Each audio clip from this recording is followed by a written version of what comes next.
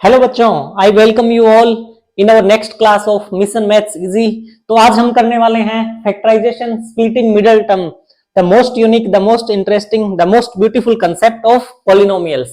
Equations होती है उनको सॉल्व करने का।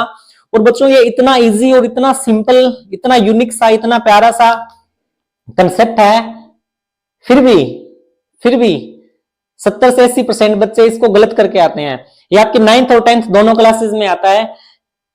ठीक है, आपको ये दिखने में बड़ा सिंपल है और टॉपिक्स के तरह है, बस इसमें जो साइन का कंसेप्ट है, प्लस माइनस, मेरा फोकस हमेशा जिन चीजों पे रहता है वो चीज इसमें इतनी इतनी ब्यूटीफुल तरीके से यूज होगी। और एक बार आप मेरे से पढ़ने के बाद आपके सारे डाउट यू क्लियर हो जाएंगे। फिर कोई भी इक्वेशन, कोई भी बुक से कोई भी क्वाड्रेटिक इक्वेशन आ जाए, आप सेकंड्स में सोल्व करोगे। तो चलिए स्टार्ट करते हैं। तो जो फैक्टर्स क्या होते हैं ये हम ऑलरेडी देख चुके हैं। कोई भी नंबर जैसे 12 है, इसके फैक्टर्स क्या होंगे? 2 इंटू 2 इंटू 3। और एक बात ध्यान रखनी है, 1 तो आता ही है बच्चों सब में, ठीक है। ये अपने 12 के फैक्टर हो गए। सिंपली नंबर का फैक्टर निकालने के लिए हमें ये मेथड पता है, 2 6 जा 2 3 जा 3 1 जा 3 और 1 2 2। तो ये चीजें इसके अंदर यूज होने वाली है, ठीक है बच्चों। तो हम देखते हैं सबसे पहले मिडिल टर्म स्प्लिटिंग मेथड क्या होता है। उससे पहले आप मुझे ये बताइए, अपने मन में सोचिए, जो अपनी क्वाड्रेटिक इक्वेशन होती है उसकी स्टैंडर्ड फॉर्म क्या होती है? तो मैं लिख देता हूं यहाँ पे, क्वाड्रेटिक इक्वेशन की स्टैंडर्ड फॉर्म होती है ax square plus bx plus c। ठीक है बच्चों, आपकी पॉलिनोमियल्स जब भी होगी, जब भी आप इन्हें लिखोगे, तो एक बात आपको हमेशा याद रखनी है, वेरिएबल की पावर हमेशा डिक्रीजिंग फॉर्म में आनी चाहिए। अगर यही चीज ऐसे दी हुई है c plus bx plus ax square, तो जब भी आप इसको सोल्व करोगे आप इसको ऐसे लिखोगे, ठीक है। एक्स स्क्वायर वाली टर्म सबसे पहले, उसके बाद एक्स वाली, फिर कांस्टेंट टर्म। देखो, जो भी कांस्टेंट टर्म होती है उसके साथ वेरिएबल की पावर होती है 0। ये सेल्फ अंडरस्टूड है, क्योंकि किसी भी नंबर, कांस्टेंट या वेरिएबल की पावर 0 हो तो उसकी वैल्यू होती है 1। ठीक है बच्चों, क्लियर है? तो देखो, मिडिल टर्म स्प्लिटिंग, इससे पहले हम इस टर्म को ब्रेक डाउन करते हैं। स्प्लिट का मतलब क्या होता है? देखो, स्प्लिट का मतलब होता है to break down in parts. ठीक है, स्प्लिट का मतलब पार्ट्स में तोड़ना। यहां पे हम क्या करें? स्प्लिटिंग मिडिल टर्म मींस ये जो मिडिल टर्म है हमारी, इसको हम तोड़ेंगे पार्ट्स में। कितने पार्ट्स में तोड़ेंगे? 2 पार्ट्स में तोड़ेंगे इसको सोल्व करने के लिए। तो मज्यूम करते हैं हम इसको, इसका एक पार्ट होगा P और एक होगा Q। छोटा सा एग्जांपल बता देता हूं, अगर ये टर्म 10x है तो इसको हम कितने तरीकों से तोड़ सकते हैं?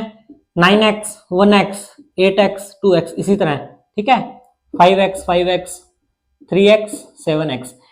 एक्चुअली ये चीज हम यूज करने वाले हैं, और ये पूरा कंसेप्ट इसी के बारे में है। जो x वेरिएबल की पावर 1, x के साथ वाला वेरिएबल है, इस टर्म को हम 2 टर्म्स में स्प्लिट करेंगे और इसका सॉल्यूशन फाइंड करेंगे। बस बच्चों, ये चीज है, ये पूरा कंसेप्ट अपना इसी कंसेप्ट पर बेस्ड है, ठीक है। तो चलिए स्टार्ट करते हैं इसको जल्दी से। हम जो मैंने आपको सिखाया था ना पहले, माइनस इंटू माइनस प्लस होता है, -5 -10 होता है, वो चीज जितनी बारीकी से इस टॉपिक में यूज हो रही है उतनी शायद ही आपकी 9th क्लास के किसी और चैप्टर में हो रही होगी। तो बच्चों, पूरे फोकस के साथ, पूरी अटेंशन के साथ इस क्लास को अटेंड करना है आपको। पहले क्लास को देखना है अच्छे से, वीडियो को स्पीड बढ़ाकर देख लो, 1 2 3 बार देखो। उसके बाद जो भी क्वेश्चंस मैं यहाँ कराऊंगा उनको आप अपनी जो स्मॉल नोटबुक है उसके अंदर नोट करोगे, और जब भी रिवाइज करना होगा आप उसमें से रिवाइज करोगे। फिर चाहे कितना ही बड़ा क्वेश्चन, कोई भी बुक का क्वेश्चन आ जाए, आप उसको चुटकियों में सोल्व कर दोगे। ओके बच्चों, स्टार्ट करते हैं। 2 क्वेश्चन लिखे हैं, ठीक है। मैं जो भी बात बोल लूं, जिस बात पे ज्यादा जोर दूं, आप उसको माइंड में रखना है हमेशा, ठीक है। इसमें देखो, अपनी सारी टर्म्स प्लस में आ रही है, पहले हम इसको समझते हैं, उसके बाद जहां माइनस आएगा उससे कैसे डील करना है वो पहले हम डिटेल में समझेंगे, ठीक है। तो देखो बच्चों, ये हमारा क्या है? ax square plus bx plus c, ठीक है।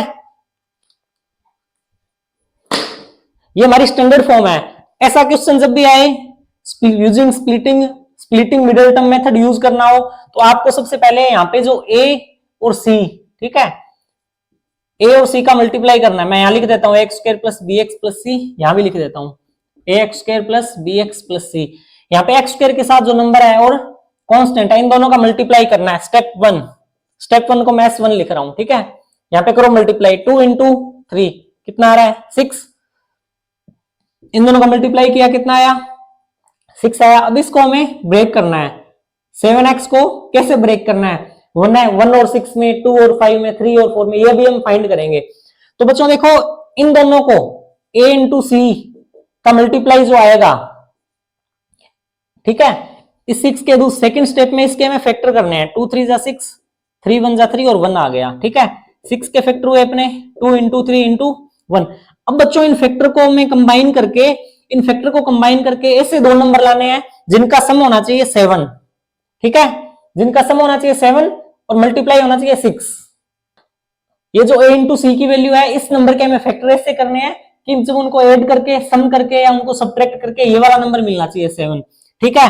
अब इसका मेथड क्या रहेगा, आप इस नंबर से स्टार्ट करो सबसे पहले, ठीक है। एक नंबर ले लो आप 2, अब दूसरा नंबर निकालना है, बचे हुए दोनों को मल्टीप्लाई कर दो। बच्चों आप बताओ क्या 2 और 3 को ऐड करके 7 आ रहा है, नहीं आ रहा, कैंसिल। अब दूसरे स्टेप में आपको क्या करना है, पहला और दूसरा नंबर का मल्टीप्लाई कर दो, 2 3 जा 6, ये बच गया 1। क्या इन दोनों को ऐड करके 7 आ रहा है, बोलो हाँ सर आ रहा है, बस यही, इतना इजी है बच्चों ये, ठीक है। अब क्या करना है, 6 और 1 फैक्टर आ गया हमारा। देखो ये तो क्या नंबर हमारी टर्म थी 7x को 6x प्लस 1x, ठीक है, इसको हम कर देंगे 6x प्लस 1x या फिर सीधा x। बस बच्चों आपका क्वेश्चन सोल्व हो गया है, समझो, स्प्लिट कर दिया हमने यहाँ पे, इसको यहाँ पे लगा देंगे 2x square plus 6x plus 1 plus 3। अब बच्चों कॉमन लेना आप सबको आता है, 2x कॉमन आएगा, यहाँ पे क्या बचा x प्लस x कॉमन आ गया, ये क्या है 6 2 इंटू 3 है, 2 कॉमन आ गया, 3 बचेगा, ठीक है, x प्लस 3, ये 1 नहीं आएगा बच्चों, ये x ही आएगा, ठीक है। ये लिखा है ना 6x प्लस x, वो मैंने गलती से लिख दिया था, सॉरी।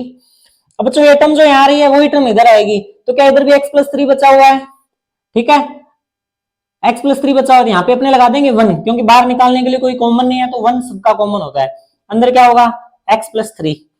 अब देखो बच्चों दो टर्म है हमारे पास, इसमें से x प्लस 3 फिर से कॉमन आ जाएगा, इधर क्या बचेगा 2x प्लस 1, बस बच्चों हो गया हमारा सॉल्यूशन। क्लियर है, तीन स्टेप में हमारी चीजें चलेगी। फर्स्ट स्टेप में इंटू सी का मल्टीप्लाई करो, दूसरे स्टेप में मल्टीप्लाई करके जो नंबर आ रहा है उसका फैक्टर निकालो, तीसरे स्टेप में ऐसे 1 बाय 1 कैलकुलेट करके ऐसे दो नंबर फाइंड करने हैं जिनका एडिशन या सब्ट्रैक्शन, जिनका जोड़ या घटाव ये नंबर आना चाहिए। अब ये अपना वेरी करेगा, ये इसमें सारी प्लस पॉजिटिव टर्म्स थी, ठीक है, यहाँ पे नेगेटिव होगा, यहाँ पे नेगेटिव होगा, तो थोड़ा सा ट्रिकी हो जाएगा क्वेश्चन। ट्रिकी नहीं, जिस बच्चे के साइन वाले कंसेप्ट क्लियर होंगे उसको इसमें कोई दिक्कत नहीं आएगी बच्चों, ठीक है। अब हम ये क्वेश्चन सॉल्व करते हैं, चलो इसमें बताओ a इंटू सी क्या आएगा, 6 इंटू 5 30 आ गया, 6 इंटू 5 30। अब देखो 30 है मल्टीप्लाई, अब बच्चों देखो जो अपने फैक्टर कर रहे हैं ना 30 के, यहां दिख नहीं रहा होगा यार, 30 के अपने फैक्टर्स निकाल लेते हैं पहले, 2 15 3 5 5 1 1।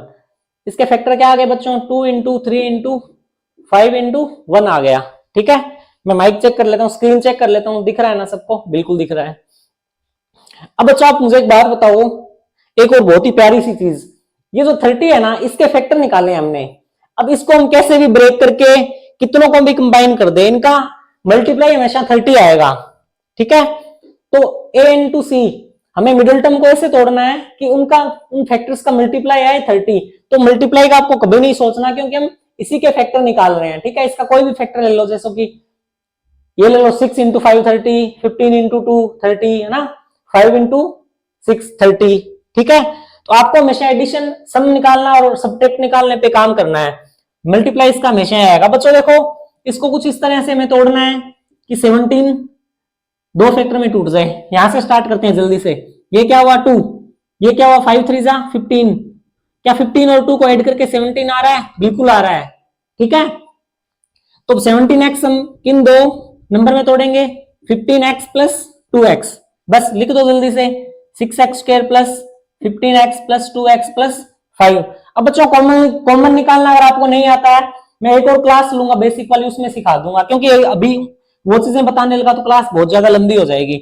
इसका कॉमन आएगा 3x, यहां बचा 2x प्लस 5 प्लस क्या ऑलरेडी 2x प्लस 5 है, यस, यहां भी क्या आएगा 2x प्लस 5। अब ये दो टर्म है हमारे पास, ठीक है। नंबर ऑफ टर्म्स कैसे होता है, प्लस माइनस से कितनी टर्म्स सेपरेट हो रही है, ये दोनों मल्टीप्लाई हो रहे हैं आपस में, तो इसमें से कॉमन क्या आएगा 2x प्लस 5, यहां से कॉमन क्या आएगा 3x प्लस 1, ये हो गया हमारा आंसर।